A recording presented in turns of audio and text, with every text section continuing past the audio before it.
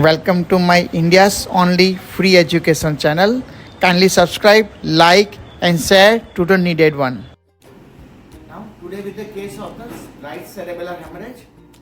એ પેશન્ટનું આપણે એટેક્સિક મૂવમેન્ટ છે તેના માટેની ફર્સ્ટ ટ્રીટમેન્ટ સ્ટાર્ટ કરીએ છીએ. પેશન્ટને કીધું છે બંને હાથ પકડો સર, મને કહી શકો હાથમાં હાથ નાખો.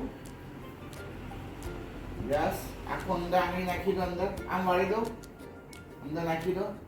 યસ, હવે બંને પગ વાળી દો, બંને પગને ઘૂંટણમાંથી વાળી દો, બંને પગને. હા, હવે આખું ગોળ ફરવાનું છે. આખું ગુલાટી મારીને પેલી બાજુ જતા, પેલી બાજુ ગુલાટી મારો, પેલી બાજુ પેલી સાઈડ આખા ગુલાટી મારો. ગુલાટી ખસવાનું નથી, ગુલાટી મારવાની, ગોળ ફરવાનું. હા, ફરો આખા. હાથ ઉપર કરો, હાથ ઉપર, બંને હાથ ઉપર, હજી ઉપર, હજી ઉપર, છેક માથા પાસે. હા, હવે આખા ફરી જાઓ. યસ, હજી આખા. વેરી ગુડ, હજી આખા.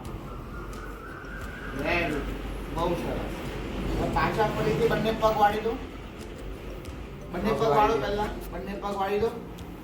આખા ઉપર, હવે આખા આમ ફરો, હાથ ઉપર, આખા ફરીને મારી બાજુ આવી જાઓ. હજી આખા ફરો, હજી આખા, હજી ફરો. This rolling is very important exercise. જેમાં પેશન્ટનું અપર લિમ્બ, ટ્રંક, લોઅર લિમ્બ બધાની ટાઇટનેસ હોય અને બધા મસલ સાથે વર્ક કરશે.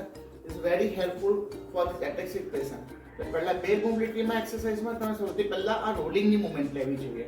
ફરીથી બંને પગ વાળો, સીધા વાળો, સીધા બંને પગ, અને પાછા આખા ગોળ ફરી જાઓ, આખા ફરી જાઓ, આખા આખા ટર્ન થાઓ. Very good. ઇનિશિયલી પેશન્ટને બહુ ડિફિકલ્ટી પડતી રોલિંગમાં. હવે પેશન્ટ બહુ સારી રીતે 2-3 દિવસની પ્રેક્ટિસથી શીખી ગયો છે. પાછા બાજુ ફરીથી બંને પગ વાળો અને આખા ફરો, આખું ટર્ન થઈને મારી બાજુ આવો. હાજી ફરો, ફરો. Yes, very good. It's very effective exercise for bell mobility. Exercise start કર્યું તો પહેલા પેશન્ટને રોલિંગ શીખવાડો. શરૂઆતમાં પેશન્ટ નથી કરી શકતું તો આસિસ્ટેડ કરાવો, પણ ધીરે ધીરે રોલિંગ પર ફોકસ કરાવો. It's very important bed exercise. અને પોસિબલ હોય તો બધી જ એક્સરસાઇઝ જમીન ઉપર, ફ્લોર ઉપર આવી રીતે બે મેટ પાથરીને કરાવી, જેથી પેશન્ટને વિધાઉટ ફિયર ઓફ ફોલ અને વાઇટ બેઝમાં વાઇટ જગ્યા ઉપર એ આરામથી કરી શકે. Thank you. Thank you for watching. Please give your comments and feedback. Stay tuned for more upcoming new videos.